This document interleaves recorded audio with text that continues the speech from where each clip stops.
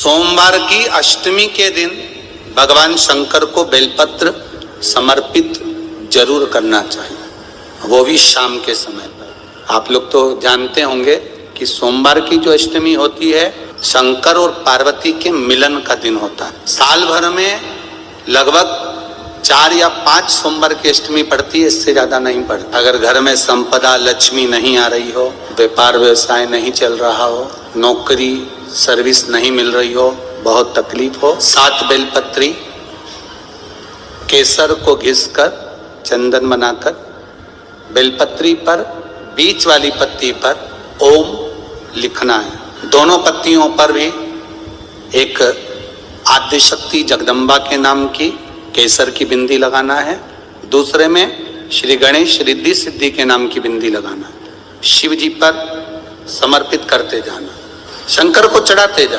पढ़ने वाले दिन अगर बेलपत्र पर केसर का भाग लगाकर ओम लिखकर केसर का ही तिलक लगाकर मां आद्यशक्ति गणेश जी रिद्धि सिद्धि के नाम से 7 बेलपत्र शिव को समर्पित कर कर लाल वस्त्र में उसको बांधकर, जिसका व्यापार व्यवसाय या नौकरी सर्विस नहीं हो, बहुत कष्ट चल रहा हो, बहुत जिंदगी में दुख चल रहा हो, उसको 2-1 महीना रख कर देखो, बाबा लाइन लगा देगा आपकी संपदा की ओर, आपका हाथ पकड़ देगा। सोमवार की अष्टमी शिव को रिझाने की होती है और नहीं हो रहा काम, बहुत दिनों से लगे हो, नहीं हो रहा, हरा मूंग ले जाओ। मूंग के दाने तो रहते हैं घर में, केवल 31 मूंग के दाने लेकर जाइए, 31 चावल के दाने लेकर जाइए और 31 ही बेलपत्र लेकर जाइए। जिस दिन सोमवार की अष्टमी हो, कौन से दिन? सोमवार की अष्टमी हो, उस दिन शंकर जी के मंदिर में जाओ, 3 चीज लेकर जाओ, मूंग के दाने, चावल, बेलपत्र। चावल जो 31 लेकर गए हो अपनी कामना कर कर शंकर जी की देहली पर रख दो, चौखट पर, कहीं पर भी एकांत में उसको रख दिया गया। मूंग के जो दाने लेकर गए हो 31, वो नंदी के पास में, जो नंदी का पांव ऊंचा रहता है उस पांव के पास रख दीजिए। और जो 31 बेलपत्र लेकर गए हो वो 31 बेलपत्र अशोक सुंदरी वाली जो जगह है, आपको पहले बताया है कथा में, अशोक सुंदरी जी का स्थान गिरता है। प्रत्येक शिवलिंग के सामने एक मोटी सी लाइन होगी, उस मोटी सी जो लाइन है अशोक सुंदरी, वहां पर जो 31 बेलपत्र लेकर गए हो अपनी कामना कर कर पीला चंदन लाल चंदन लगाकर उस पर समर्पित करते जाओ। उसकी डंडी जहां से पानी बहता है उस ओर होना चाहिए। आप निवेदन कर कर देखो, एक सोमवार की अष्टमी पर कर कर देखना। और अब की बार तो सावन भी है और अधिक मास भी है। प्रत्येक वर्ष का नियम है सावन की शिवरात्रि पर ऑनलाइन अभिषेक करते हो आप लोग सब ऑनलाइन अभिषेक। अब की बार 2 अभिषेक रहेंगे, एक सावन की शिवरात्रि का रहेगा और एक अधिक मास भी जो 3 साल में पड़ता है उसकी भी शिवरात्रि का रहेगा। 2 अभिषेक ऑनलाइन पड़ जाएंगे अब की बार, एक सावन की शिवरात्रि का और एक अधिक मास की शिवरात्रि का। क्योंकि अधिक मास की शिवरात्रि का एक बहुत अच्छा नियम है, अगर बना सको तो करिएगा। अधिक मास में जो शिवरात्रि आए प्रयास करना, अगर छोटी सी भी गुमठी लेकर बैठे हो, ठेला लगा रहे हो, व्यापार नहीं चल रहा, धन की कमी हो, पैसा नहीं हो, बहुत हताश हो गए हो, टेंशन में जिंदगी जी रहे हो, तो अधिक मास की शिवरात्रि मत छोड़ना। 5 दिए अधिक मास की शिवरात्रि पर जरूर लगाना। पहला शंकर मंदिर के द्वार पर, मतलब शिव मंदिर के बाहर। दूसरा बेलपत्री के वृक्ष के नीचे। तीसरा आंवले के वृक्ष के नीचे। चौथा नदी का घाट या कुएं का घाट या तालाब का घाट या सरोवर का घाट या आपके घर में कोई पानी का हंडा हो उसके पास में। और 5वां अपने दरवाजे की चौखट पर राइट हैंड में दिया अवश्य लगाएं। ये अधिक मास की शिवरात्रि पर जरूर करना। जिंदगी में कितना भी धक्का खा रहे हो गए, भगवान हाथ पकड़कर खींचकर बाहर कर ही देगा। शिव तत्व को जानो। अभी क्या चल रहा है? सावन। हमने पहले कथाओं में कहा, आप लोगों ने स्मरण में रखा होगा, 12 महीने शंकर जी को 1 लोटा जल चढ़ाओ, पर सावन के महीने में शंकर जी को जम जम के बोलो जरा 2 लोटा जल चढ़ाओ। इस पुष्कर की ब्रह्मा शिव महापुराण की कथा का स्मरण करिएगा, थोड़ा सा ध्यान दीजिएगा। जैसे ये शिवलिंग है, ये जलाधारी है, ये यहां से जल नीचे जा रहा है। जलाधारी का जो मुख होता है वो उत्तर की ओर हो जाता है, ठीक है, समझिएगा जरा। अब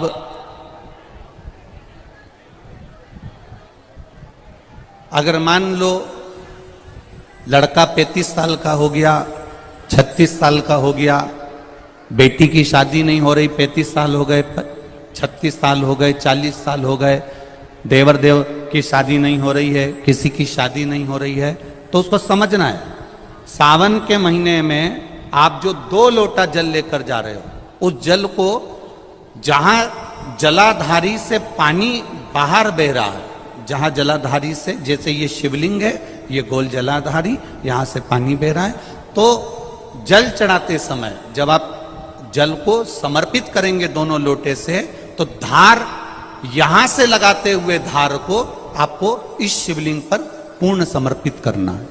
कहां से चालू करेंगे? ये जलाधारी जो बनी हुई है अशोक सुंदरी का स्थान, किसके स्थान से? अशोक सुंदरी के स्थान से। अगर लड़के की शादी, लड़की की शादी ना हो रही हो, 35 साल, 40 साल, 42 साल के हो गए, विवाह का कोई योग ही नहीं बन रहा, 28 साल, 30 साल हो गए, बहुत प्रयास कर लिए, तो एक सावन के महीने का नियम, 2 लोटे जल लेकर देवादिदेव महादेव के सामने जाइए। यहां अशोक सुंदरी वाली जगह से दोनों धार एक साथ चढ़ाना प्रारंभ करिए, और करते करते वो धार शंकर भगवान के शिवलिंग पर ले जाकर छोड़ दीजिए। ये सावन के महीने के अगर आपने मात्र 7 दिन भी लगातार अगर ये धार आपने चढ़ा ली है, तो देवादिदेव महादेव की कृपा से 3-4 महीने में सूचना आपको प्राप्त हो ही जाती है। 12 महीने 1 लोटा जल चढ़ाइए, संपूर्ण 12 महीना 1 लोटा जल चढ़ाओ। पर जब सावन का महीना आए तो अपने हाथ में 2 लोटे होना चाहिए। भले 1 लोटे के ऊपर दूसरा लोटा रख के लेके जाओ, मंदिर में जाओ, अंदर पहुंच जाओ, दोनों लोटों को हाथ में ले और दोनों की धार एक साथ मेरे देव अधिदेव महादेव को समर्पित करो। दोनों की धार अशोक सुंदरी वाली जगह से जल चढ़ाया जाए सावन में, वो विवाह के लिए है।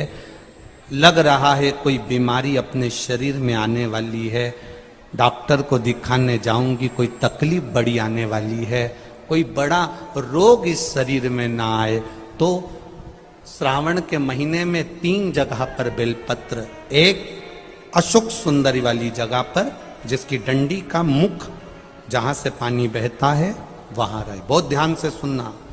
दूसरी बेलपत्र माता पार्वती जी का हस्त कमल जो जलाधारी है वहां, उसका डंडी का मुख अपनी ओर हो।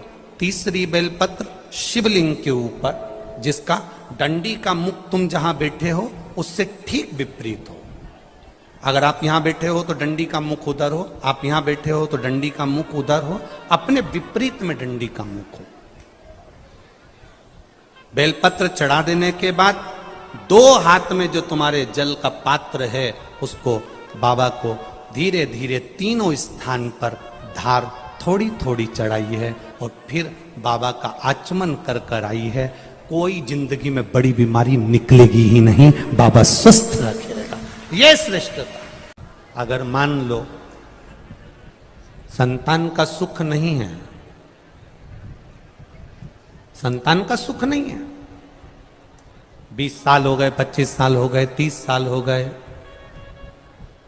संतान का अगर सुख नहीं है तो शंकर का कोई भक्त मिल जाए, शिव का कोई उपासक मिल जाए, या कोई ब्राह्मण देव वेद शास्त्र का ज्ञान रखने वाले, अपने जीवन को सार्थकता में, सात्विकता में जीने वाले, ऐसे ब्राह्मण को जोड़े से उनके बच्चों के साथ बेलपत्री के पेड़ के नीचे भोजन करा देना, खीर खिला देना, और उस खीर के भाग को पति पत्नी दोनों अवश्य पाना। उससे संतान का सुख भी मेरे बाबा प्रदान कर देंगे। सफेद आंकड़े की जड़ का प्रयोग करो, तुम रुका जी वाला, और साथ में ये भी प्रयास करो। देवऋषि नारद ने 3 सूत्र भगवान शंकर को प्राप्त करने के बताए। जरा बहुत ध्यान से सुनना। देवऋषि नारद ने 3 सूत्र भगवान शंकर को प्राप्त करने के बताए। पहला, शिवालय तक जाइए, शंकर को रिझाने का प्रयास करिए। मंत्र चाहे नमः शिवाय जप लो, ओम नमः शिवाय जप लो, डीले कम करो, नमः शिवाय जपो, ओम नमः शिवाय जपो, चाहे श्री शिवाय नमस्तुभ्यम जपो, चाहे महामृत्युंजय मंत्र जपो, चाहे राम कहो, चाहे कृष्ण कहो, तुम्हारी मर्जी पड़े, उसका भजन करो। दूसरा, कहीं अगर मौका मिल जाए, चाहे वो टीवी के सामने मिल रहा हो, मोबाइल पर मिल रहा हो, चाहे तुम्हारे नजदीक में कहीं शिव महापुराण की कथा हो रही हो, पंडाल में बैठकर या टीवी के मध्य बैठकर या मोबाइल के सम्मुख या टीवी के सम्मुख बैठकर शिव महापुराण की कथा को सुनो। सुनना ही केवल नहीं है, सुनकर उसको अपनी जिंदगी में उतारना भी, सुनकर अपने जीवन में उतारना। और तीसरा, अगर बन सके कहीं शंकर भगवान की कथा चल रही हो, शिव महापुराण की कथा हो रही हो, और जो शिव गण आए हों, कथा सुनने के लिए जो शिव भक्त आए हों, कथा श्रवण करने के लिए जो शंकर के गण आए हों, शिव भक्त आए हों, उनको बन सके तो कुछ या पानी पिलाकर, शरबत पिलाकर, भोजन कराकर मुख उनका झूठा अवश्य कराएं। उससे हमारे यहाँ की बरकत कभी समाप्त नहीं हो।